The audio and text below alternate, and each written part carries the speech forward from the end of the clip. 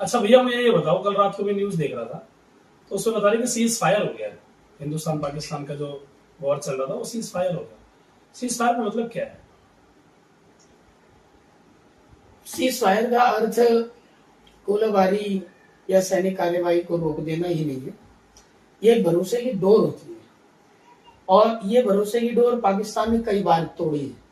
Cease fire का जो officially अर्थ है वो ये कि अब दोनों ही तरफ से जो युद्ध में शामिल है दोनों देश, वो अब अपनी अपनी सेनाओं को युद्ध विराम के लिए कहेंगे। अब किसी तरीके की कोई गोलाबारी या किसी प्रकार की कोई सैन्य कार्यवाही नहीं होगी, परंतु सीज फायर कुछ मायने तक कुछ शर्तों पर भी आधारित होता है।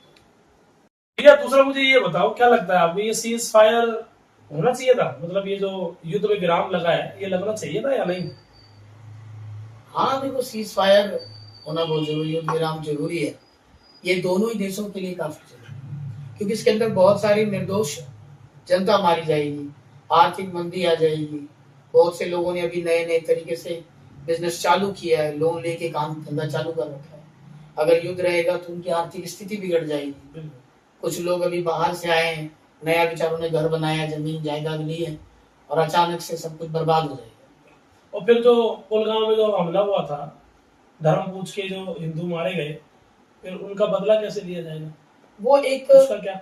निंदनीय और एक गलत गलत प्रतिक्रिया की गई आतंकवादियों के द्वारा।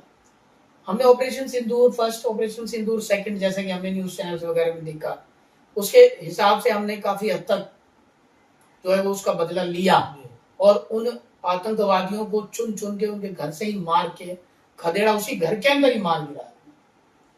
और पाकिस्तान को ये बता दिया कि अगर उसने दोबारा कभी ऐसी नापाक हरकतों पर फिर से पर्दा डाला या उसको छुपाने की कोशिश की या उसको बढ़ावा दिया, तो शायद पाकिस्तान भी इस धरती पे नहीं रहेगा।